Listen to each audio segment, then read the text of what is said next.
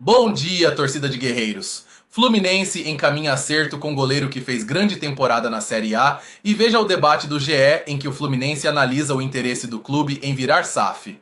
Nos siga após a vinheta.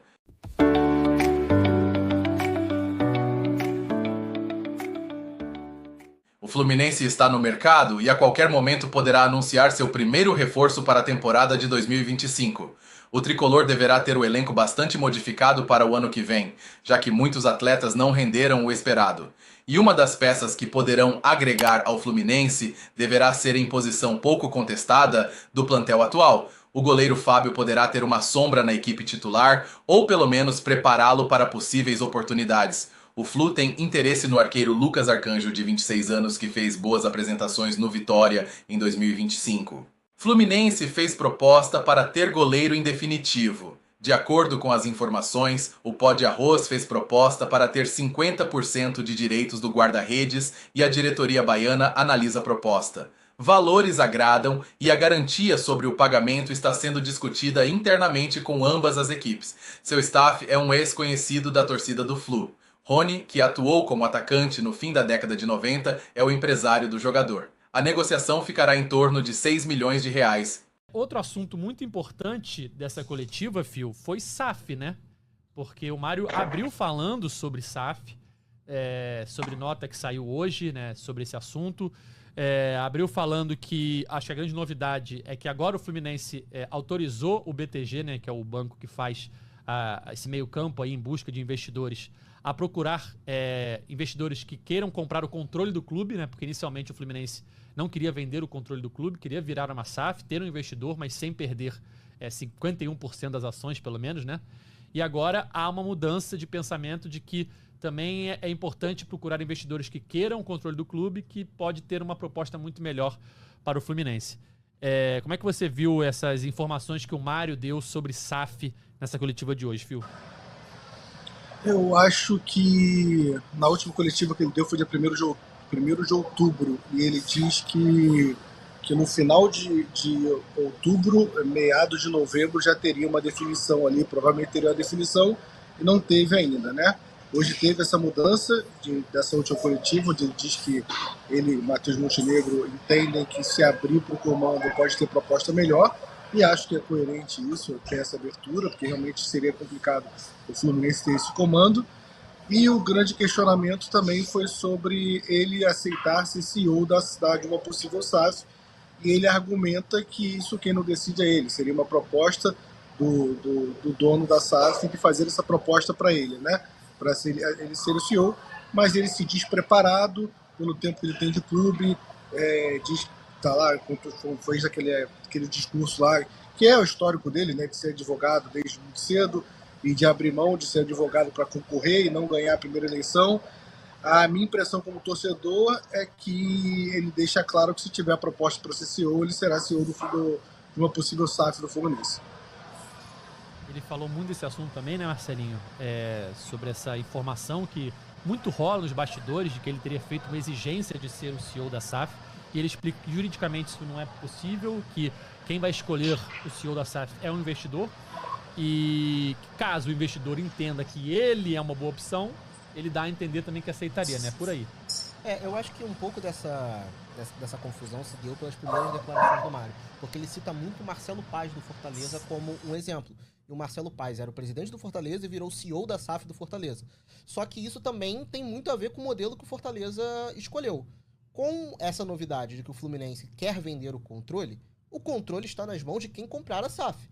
Quem comprar a SAF do Fluminense e decidir que o Mário pode ser o CEO, ele vai continuar. Se ele decidir que o Mário não deve continuar, assim vai ser, porque é ele quem vai ter o controle. Então, acho que o Mário querer se manter como CEO, eu acho que é importante e cabe debate, só que essa ideia de que o Mário obrigatoriamente só aceita negociar se ele for o CEO da SAF, eu acho que é um pouco errado, ele até explicou juridicamente, eu não tenho conhecimento jurídico para argumentar sobre isso, só que é um pouco até intuitivo. O controle é de quem assumir, e quem assumir decide quem vai ser o CEO. Eu acho que esse que é o ponto que ele quis esclarecer na coletiva. Pergunta aqui do chat. Fala, Gustavo. Ia falar com você agora. Não, pode falar.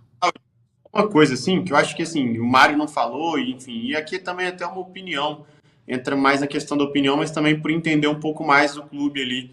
Assim, eu acho que uma coisa que precisa ficar clara em relação à SAF do Fluminense também é o seguinte, acho que agora existe um boom da SAF pelo que o Botafogo fez. Acho que o Botafogo realmente foi um ponto fora da curva, até porque se você for pegar as outras SAFs ali do Brasil, foi o clube de maior sucesso de todos os clubes ali que implementaram esse modelo. Então, assim, o Botafogo traz um modelo vitorioso.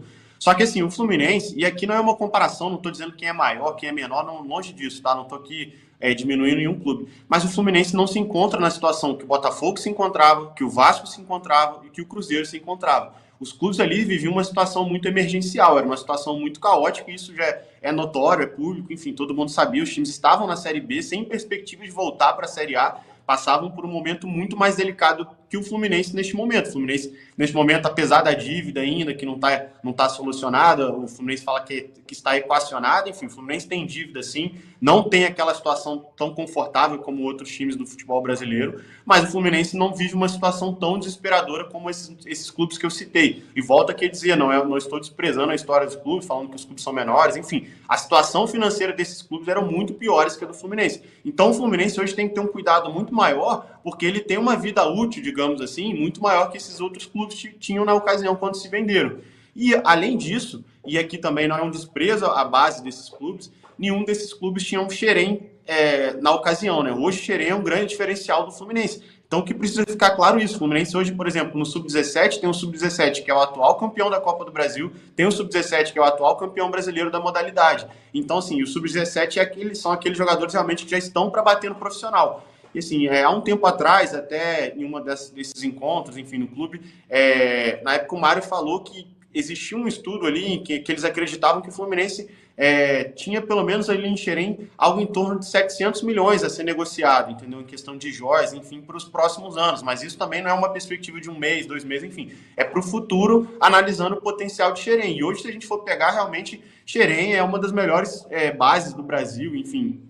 Acho que as conquistas recentes da Libertadores, não só do Fluminense, enfim, do Botafogo, do Flamengo, até mesmo do Santos, enfim, todo mundo ali entende que tinha jogadores de Xerém que foram decisivos. Então, eu acho que assim, o Fluminense, por ter Xerém, por ter uma saúde, digamos assim, melhor do que outros clubes, precisa ter um cuidado maior e ter uma coisa bem mais estruturada. Aí entra a questão do modelo, enfim, como vão fazer essa venda. Mas eu acho que entendo que o Fluminense tem uma situação mais delicada para encontrar uma SAF, encontrar um investidor por isso. O Fluminense ainda respira, consegue respirar, por mais que a situação financeira não seja melhor. E além de tudo isso, o Fluminense tem Xerém, né, que é uma base que a gente dispensa comentários, não precisa ficar falando muito, e que tem um poder muito alto, né, um poder muito valioso, a base do Fluminense, com vários jogadores aí com potencial de explodir nos próximos anos. Então isso também despertaria um interesse muito grande de um investidor, né? Esse ponto que o Gustavo levanta, né, sobre a calma nesse momento, né, para negociar a venda da SAF, ela é importante, e a gente aqui no Rio tem 2 exemplos bem distintos, né? Enquanto o Botafogo tem uma SAF que vem dando certo e conquistou o Brasileiro e a Libertadores esse ano, e gera até uma pressão, né, uma pressa dos torcedores tricolores para que haja uma venda, para que o Fluminense tenha mais dinheiro para conseguir competir lá em cima. Ao mesmo tempo, a gente tem uma outra SAF, que é a do Vasco, que vem patinando, né? Que já foi vendido, não deu certo, retomou o controle, está tentando ser vendido novamente. Então, como o Gustavo bem disse, o Fluminense hoje tem uma situação muito melhor do que Botafogo e Vasco tinham quando viraram SAF. Então, por isso, talvez, essa calma de tentar um melhor negócio, mas eu entendo também a pressa do torcedor, né? Que vê nas redes sociais e fala, nossa, a gente tem que vender logo, a gente tem que voltar a competir lá em cima e tal, blá, blá, blá. Enfim, quem está comandando lá tem que ter essa percepção de que é para vender, porque eu acho que é o futuro do futebol brasileiro, todos vão virar SAFs, e quem não virar não vai conseguir competir lá em cima, mas ao mesmo tempo tem que vender direito para que não aconteça com o Fluminense o que vem acontecendo com o Vasco. Agradeço o carinho e atenção de vocês hoje. Aproveitem e curta, se inscreva e ativem o sininho para receber as notificações. Sua presença é muito importante para nós e continuar promovendo as notícias diárias sobre o nosso clube, o Fluminense. Até a próxima, abraço a todos e até logo.